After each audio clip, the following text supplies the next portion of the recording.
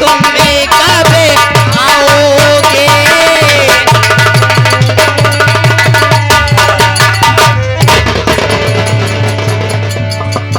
हम क्या बहनिया राम राम। अरे राम राम बहन, और बताओ बड़े बहन का हाल बा? बहनिया हमारा समाचार ठीक है। सब कमरिया राजकुमार भैया की तरफ से और हमारे एक भैया, क्या नाम भैया की तरफ से 10 रुपया पुरस्कार। ले भैया कमरिया राजकुमार की तरफ से 10 रुपया, अरे 20 रुपया पुरस्कार भैया को प्रणाम। हाँ, ये आ गए हरीश कुमार मिश्रा। हरीश कुमार मिश्रा सैदाबाद रेलवे स्टेशन के बगल से ये पचरंगी प्रोग्राम पर खुश होकर 21 रुपए का पुरस्कार करते हैं। अच्छा अच्छा, एक चीज बहन, नमस्ते नमस्ते। और बता बहन क्या हाल है तुम्हारी? बहनिया हम तो ठीक है, तू बतावा हो तू कैसे आ? हमारा हाल चल बढ़िया बा। लाइट मास्टर हमारी आवाज सुनते होते उधर लाइट और तेज कर दीजिए, लोगों को शंका है भाई। और बताओ ठीक ठाक बा भाई? बहनिया जौन बीत जाए भगवान जौन बिता दे वो है बढ़िया। अरे मोर बहली, देखा बुढ़ापा में घर गृहस्थी देता जा था, बचपना में इंसान खेल कूद बितावा था, और जवानी में एकदम भरहरी जगह बितावा था। बात बकर पहले और जनों से मिल लेता। आप ऐसे पूछा जाए। बोली नमस्ते। अरे नमस्ते नमस्ते, क्या हाली तुम्हारी बहन? बढ़िया दीदी, अपन बताइए। हमारा हाल चल बढ़िया, बापन हाल चल बतावा हो। ए दीदी, और बहन बढ़िया बात है। अच्छा अच्छा, और और बहन से पूछा जाए क्या हाल है? हाय हाय हाय हाय, मैं लेकिन नमस्ते दीदी। नमस्ते नमस्ते। और का हाल बा? और नेवदही बहन बढ़िया बा हो। हमार बढ़िया बा। हाँ, मगर और दीदी से मिलने इनके का हाल बा? हमार तो लागत बा, देखा तू ना तोहार बढ़िया रही बा। राम लखन प्रजापति तुहिन के ताकत है। कहाँ प्रजापति? हाँ, और हम गए दीदी नमस्ते। अरे मोर बहली नमस्ते नमस्ते। आज बड़ा सच बच के मेला देखा जाती है हो चका में। का करी दीदी, हाँ। भारी मेला लगा है। मेला लगा बा, देखा मेला में धक्की धुक्का ना करी, नहीं तो बढ़ाई जाए। और बहन से बोझा जाए। हाँ हाँ, हाय हाय हाय हाय। ऐसा हाल में अंजना चौराहा जिसके प्रोपराइटर शकील कुमार है, उनकी तरफ से 11 रुपए का पुरस्कार। और बहन से पूछा जाए। अरे मैं बोली ज्योति बहली, काजल बहली के। और काजल बहनी क्या आ रहे हो? हमार तो बढ़िया बा दीदी। हाँ, लेकिन तोहार कैसे हाल बा अब हो? तोसी का बताई बही। हाँ। ऐसे गर्मी के महीना में ऐसे हमरो देहिया टूटत बा। हम सोचा रही कहाँ चली जाई। अच्छा, हाँ, लेकिन दीदी ये बतावा, बोला आज हमका बड़ी सजी धजी लगती हाउ। आज काहे नहीं? आज बड़ी सजी धजी लगती हाउ। हाँ, यह बतावा, बोला ये वो जो बेला ले लगा की, बोला।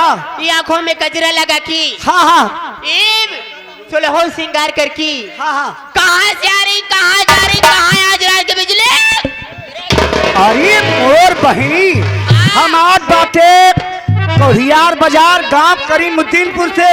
अरे दीदिया, कहाँ जाती हो? जात बाटे चका बाजार में जहाँ बरगद के पेड़ है। हाँ। हमारे राम लखन प्रजापति है। अच्छा। आज नहीं कि यहाँ मेला बा, वही मेला में आज मेला देखा।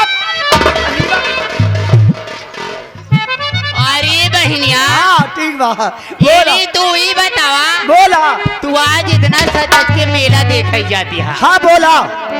मेला देखा जाती है, लेकिन अकेले अकेले तोहका क्यों उठायू ले जाई? क्या ना लग जाए? हमारे मन बा बहनिया बोला कि हम 5-6 बहन और है। हाँ हाँ 5-6 बहनी तोहरे साथे आज चलब हम हो देखा। हाँ, बाबा चली ऐसे नहीं, लेकिन ऐसे नहीं। वही में मास्टर सोहनलाल के नौटंकी बा हो। हाँ, बाबा चली सोहनलाल के नौटंकी देखा, गावत बजावत तो चली।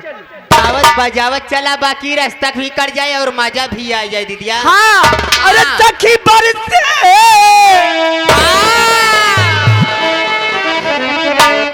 सखी बरसे गगनवा से पानी झूलनिया से फूल के।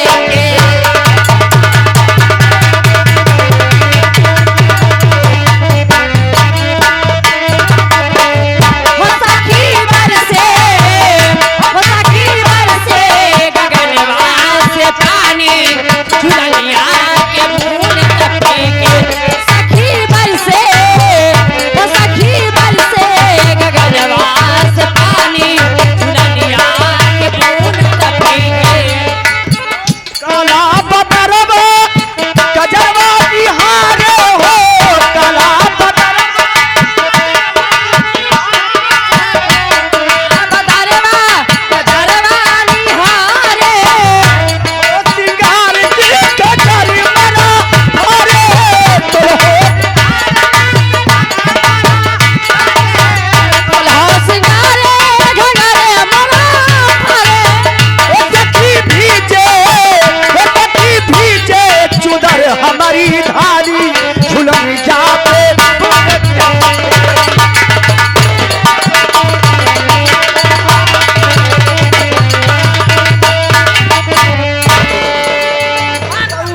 के हमारे पयली जाना बाजे हो पौआ के हमारे पयलिया लो बाजे पौआ के हमारे पयलिया लो बाजे के हमारे टिकुली जाना बाजे हमारे टिकुलिया ने सादे पौआ के हमारे टिकुलिया ने सादे वो सखी महंगे वो सखी मेहंदी हंसने वाले साए याद कभी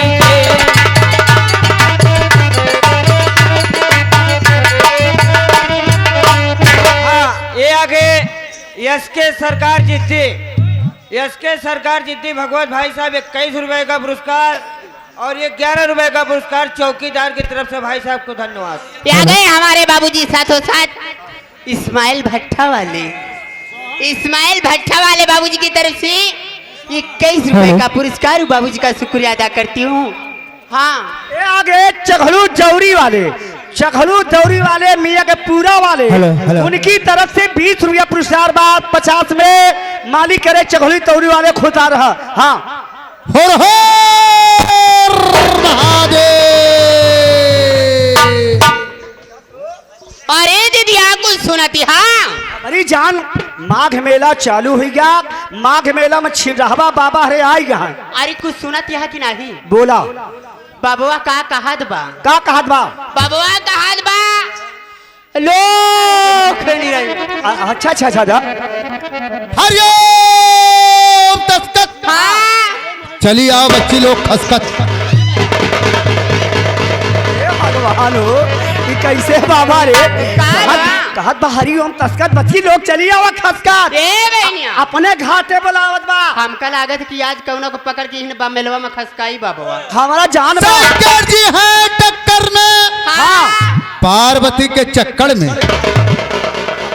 सुनी हो कहा था शंकर जी है टक्कर में पार्वती के चक्कर में। ए दीदिया हाँ बाबुआ कहिदा हमरे इस्माइल भट्टा वाले के लगे चले हाँ हाँ जाए। बोला बोला बोल बम हर हर, हाँ बोल बम हर हर, हाँ मेहरारू लेके फरहर। सुनी हूँ कहा बा बोल बम हर हर मेहरारू लेके फरहार। हाँ हमारी जान एक आध जने का लेके फरहार हो ही देख झरकनाती। हाँ बाबा आए काशी से, रोक के बाबा रोक के बाबा। तुम लोग आ चुकी हो। हाँ बाबा अब मैं खड़ी कर रहा हूँ। क्या खड़ी करो? तुम लोग को लाइन सेंटर कतार में अच्छा। एक एक जन करके आओ, हाँ। तब शंकर जी वाला भरपूर पाओ। क्या पाए? आशीर्वाद। आशीर्वाद का नाम के है नाम ले बाबा। लिया करो बाबा ना। हाँ, ये आ गए मान सिंह के भाई शमशेर सिंह। ये प्रोग्राम पचरंगी प्रोग्राम पर खुश होकर 21 रुपए का पुरस्कार करते हैं।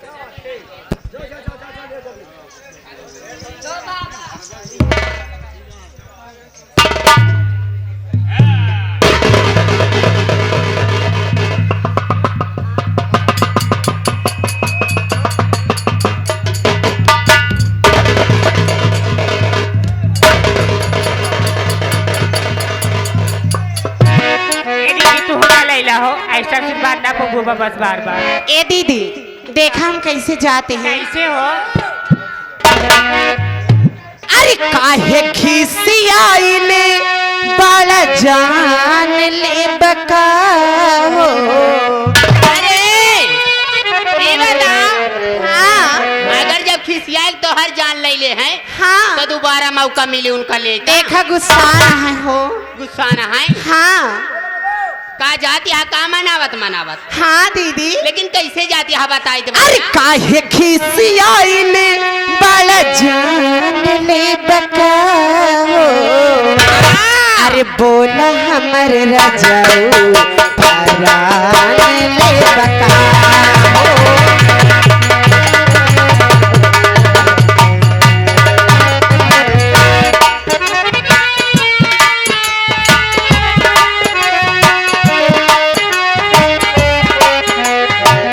काहे खिसियाइले बड़ा जान ले बका हो। काहे खिसियाइले बड़ा जान ले बका हो। बोला बोला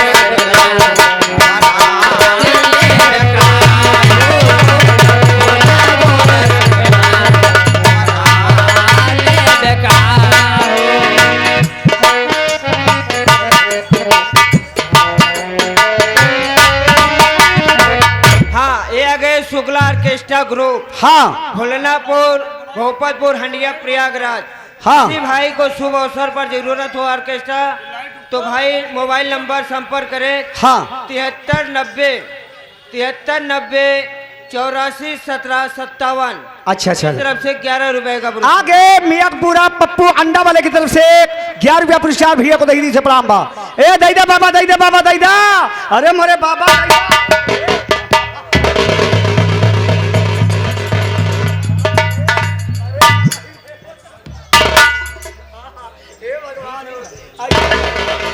ए दीदी देखा हम आशीर्वाद पाए गए। पाए गए जाए के तू सभे ले लिया। देखा का तू पाए गए जाल हम सब पाए गए बहनी तो का जरूरी बा। ए बड़का का सो का हो तोहर तो कुछ जनाता ही नहीं बा। आई तोहरे पीछे बैठ जा तो हो ले ले कहां है जाती है बढ़िया लेकिन बहुत डर लगा था है तेरा जी